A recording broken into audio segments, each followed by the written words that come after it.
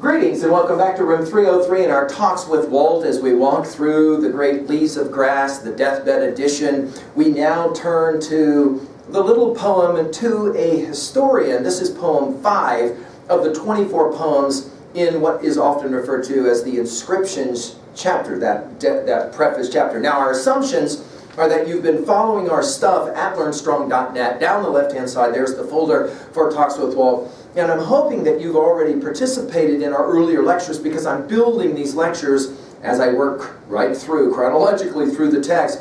I'm going to say things in previous lectures, like for example in the previous set of comments that I made onto foreign lands. I'm going to build off of that as I now talk about this poem, To a Historian. We're hoping as well that you will be reminded that we're always saying out loud in 303, we are the stories that we tell and retell. We're the stories as well that we decide to accept or reject. And of course, it's hard to reject a story until you've heard the story, which is why I'm challenging you to read all of Leaves of Grass. Read it, study it, and then you can decide what you accept or reject of it. I'm going to guess that there's a whole lot of it that's going to shock you, surprise you, and that you probably will end up accepting because it's so compelling. We also assume you know our learning theory, connecting new information to old information in meaningful ways. We say, of course, the new is the new, the NEW is the KNEW. In other words, as the great thinker and writer of Ecclesiastes said, there's nothing new under the sun. I like the spelling of there's nothing KNEW under the sun. That is to say, we're always growing, we're always learning new information. Our annotative approach is the way we get there. We ask 3 questions about To a Historian or any other text we're studying. Question 1, what does it say? Summary. Question 2, what does it mean? Themes, messages at 2a. And at 2b, we're always asking about the rhetorical and literary techniques that Whitman as poet loves to employ.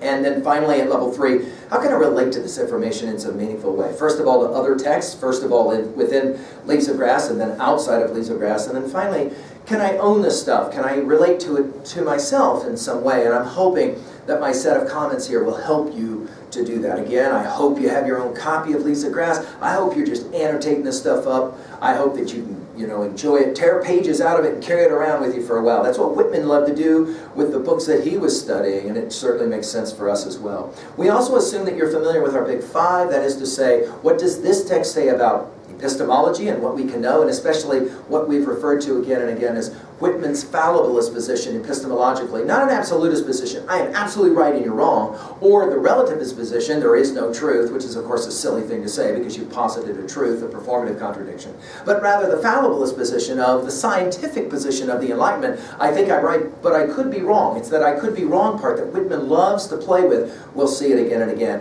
What does the text say about ontology and our understanding of being? What does it say about psychology, the study of the individual mind, and sociology, the study of the collective mind, and then finally, the question of pain, suffering, as we call it, theodicy. And that is to say, for Whitman, when bad things happen, not why did this happen to me, but rather for me. And we'll be looking again and again to see the ways that he plays that out. Obviously, he learned so much of that from his study of his Milton and Paradise Lost. And we've given lots of lectures on Paradise Lost, obviously, to help you there. Finally, the assumptions are that we're looking at Whitman from 5 perspectives, what we call the 5 Ps, right? Whitman as person, Whitman as poet, Whitman as pedagogue. We're going to say a lot about that because pedagogy here is central. Whitman started out with virtually no education. This is mind-blowing. And then by 17, he ends up an instructor, and he's a teacher until he becomes a journalist, and then I'm going to argue that he remained a teacher all his life. And certainly we're going to play that game out here. That is to say, somebody who has been educated needs to be addressed. Let's see how he plays the game as an iconoclast. That is to say, he's iconoclastic. He's going to go against the grain, and in that ways he's obviously in the tradition of somebody like Chaucer, who we've given lots of words on as well. Whitman as politician, his love of democracy, we mentioned that in our previous lecture, and then finally Whitman's love of philosophy from the pre-Socratics and obviously the precious Socrates, who he loves so much, down through his great mentor and rival Emerson. Let's turn now to some background information quickly on To a Historian. This poem is really interesting to compare with, it's sometimes referred to by Norton as an inflated first version in Chance Democratic, number 10 from 1860. It was finally going to come to its final fruition in editing by 1871. Notice as well here that there is a certain tension that Whitman's going to play around with because he's referencing somebody who's educated as we've said, Whitman has a very iconoclastic relationship to education and to schools, culminating, of course, in the magic lines of Song of Myself, passage 46 and 47. He most honors me who learns under my style to destroy the teacher. That notion of destroying the teacher we're going to play around with here. To a historian, let's now just enjoy the poem. You who celebrate bygones, who have explored the outward, the surfaces of the races, the life that has exhibited itself, who have treated of man as the creature of politics, aggregates, rulers, and priests. I, Habatten of the Alleghenies, treating of him as he is in himself, in his own rights, pressing the pulse of the life that has seldom exhibited itself, the great pride of man in himself. Chanter of personality, outlining what is yet to be, I project the history of the future. Now, there's just so much going on in this little poem, and let's work through it now line by line as we have worked through any number of previous poems. And we'll begin, of course, with the word celebrate. This word will come out again and again. Of course, these opening lines of the finished product of Song of Myself, passage 1. We'll have more to say about that later. I celebrate, he says, bygones. However, he will say to the historian, I'm aware this is what you do. In other words, look at it from the very beginning. I understand you as a historian are backward looking. Now, put it in your notes. Whitman loved this tension between the priest and the poet. Takes us all the way back to Odysseus in the Odyssey, when he's cleansed his house of all the bad guys, with the exception of two. One is a priest, one is a poet. He lops off the head of the priest, and he keeps, of course, the poet to tell the song. And go back to our lectures and comments on that. I think that's one of the central tensions in all of Western culture. The priest versus the poet. Or in this case, the historian versus the poet. The historian, of course, playing a very similar role to the priest. That is to say, backward looking. Here, notice, you who celebrate bygones. And then notice the anaphoria, that is to say, that repetition of first words at lines, who and who, for the next two lines. What does he say about historians? Who have explored the outward, the surfaces of the races, the life that has exhibited itself. In other words, he says about historians, you spend a lot of time studying the externals, right? You know about that. Who have treated of man as the creature of politics, aggregates, rulers, and priests. And there's, of course, our mention of priests. He says, I'm aware of what you do. I'm aware of your job. I'm aware of your educational pedagogic approach. Backward-looking, surface-looking. But now he's ready to say something about himself, and of course, his poems, and by extension, his country. And then, interestingly, he creates this word, Habatten. Now, this word might have come from Habatten, that is a native of Canada or even Louisiana from French descent.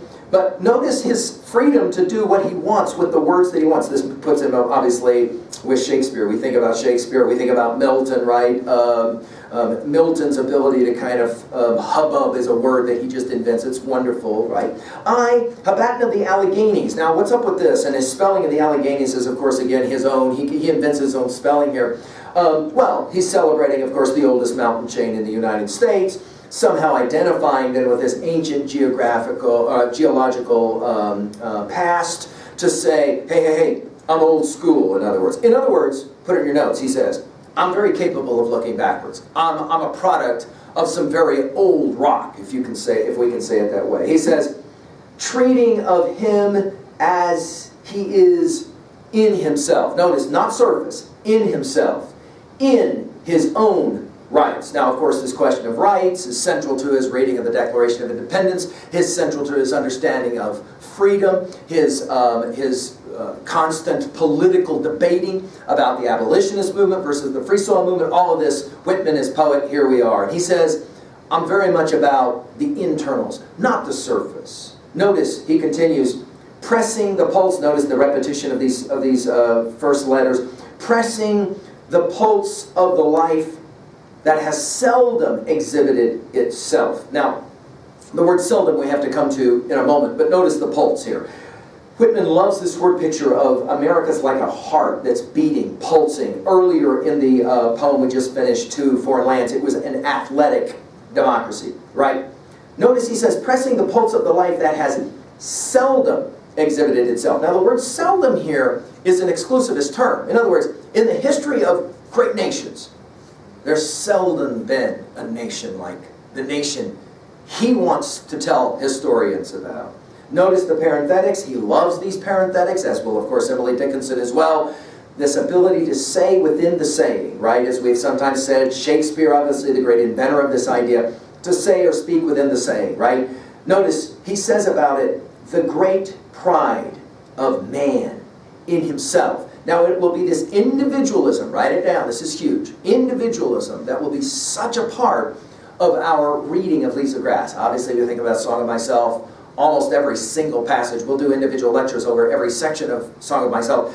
I celebrate myself and sing myself, right? This idea of great pride in one's self, okay? Of course, the word pride here doesn't mean an egotism that would be in any way negative, but rather a confidence, we might say, in pride in oneself. And for the Ayn Rand fans in the house, you obviously understand maybe a little of that notion from your study of Fountainhead and, of course, Atlas Shrugged. That self-pride, that belief in oneself. And he says, I'm all about that one. Notice he calls himself a chanter of personality. This chanter term is a huge one for us because he's constantly saying, I want to be a singer. I want to share my songs. And of course, America is the greatest song. Chanter of personality. Now, there was huge debate in Whitman's own day about what the term personality meant. It was becoming not just a popular word, but an academic term. That is to say, what are we talking about when we talk about personality? We talk about temperament, we talk about character, we talk about intelligence, and later, for guys like Howard Gardner, intelligences, right? These multiple intelligences. This word personality carries so many different meanings, and notice it is capitalized. In other words, Whitman is about personality, coming, of course, from the word person, but as well, we get that personae, right? In other words, there's this notion of actor's personality. Outlining, key. Historians love their taxonomies, love to outline, love to figure out how everything goes in order. Outlining what is yet to be. This is the very futuristic kind of thinking, right? In other words, projecting to the future, already differentiating oneself from the historian that's very backwards looking. And then finally, we will move from personality to project, or project, right? To project, to put up in front, I project the history of the future. Now, there are a few lines that we've met already in Leaves of Grass that are as compelling philosophically as this idea. Let's unpack this linguistically. Wait a minute. History is backward-looking. The future is forward-looking. Prospect here is present. So notice he will join together all of these three different dimensions, which will immediately take us, of course, to T.S. Eliot's opening lines of Burnt Norton. Time present and time past are both perhaps present in time future, and time future contained in time past. If all time is eternally present, all time is unredeemable. What might have been, well, we won't keep going. But it's an amazing connection. As you go and study again our lines on Burnt Norton and all the four quartets, there it is. I mean, it's all born in lines like this, where Whitman is immediately, intuitively aware that he is looking both backwards and forwards by standing in the present. And he's sharing his poems then as a propaedeutic. Now, we'll use this term a lot when we talk about Whitman as pedagogue or instructor. Propaedeutic, instructional, didactic. In other words, he's saying to the historian, you only got half the story if you're looking at all this stuff at the surface and all this stuff in the past, because America is forward-looking. That is to say, we got places to go, things, as he says it, yet to be. We have growth, dynamic growth, a pulse here, and that's coming, and my poems are going to celebrate all of that. Well, at 2A, of course, we can say it. The poet for him is greater than the historian, or subsumes the historian, we might say, right? Both backwards as well as forward-looking.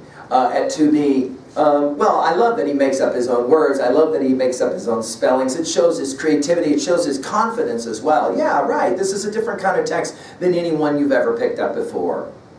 At 3A, well, we've talked about Whitman's iconoclastic stance on education, Song of Myself 46-47. Go and look at Song of the Open Road and look at what he has to say about wisdom being taught in schools. In the end, he says, wisdom can't be taught in schools. You have to go out and live in the world to really gain wisdom. And I think Whitman will assume in lines like this understanding that he doesn't know if his book of poems is actually going to have the effect that he hopes that it will have for some time. Why? Because you've got to go out there and try and live this philosophic position of optimism, this theodicy that says, why did this happen for me when bad things happen to you?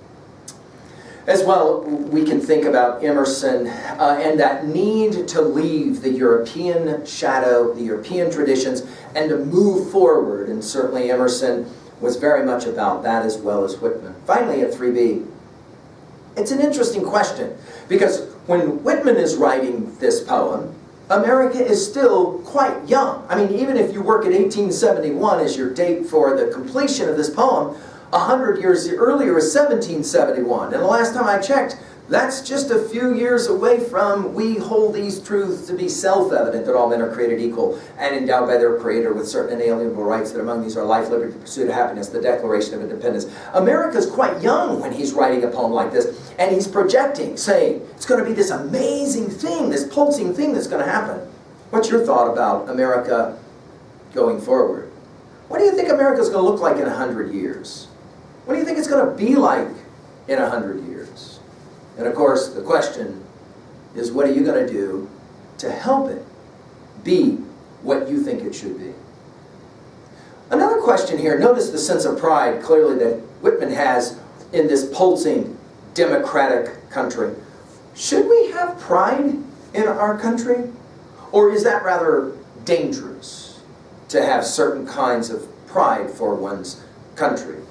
And can Whitman help us find a balance so that we're capable of having both pride in country and appreciation for all cultures in the world? Can that happen in what we will refer to in 303 as, of course, that integral kind of understanding? Well, I hope this is another poem that challenges you on our talks with Walt.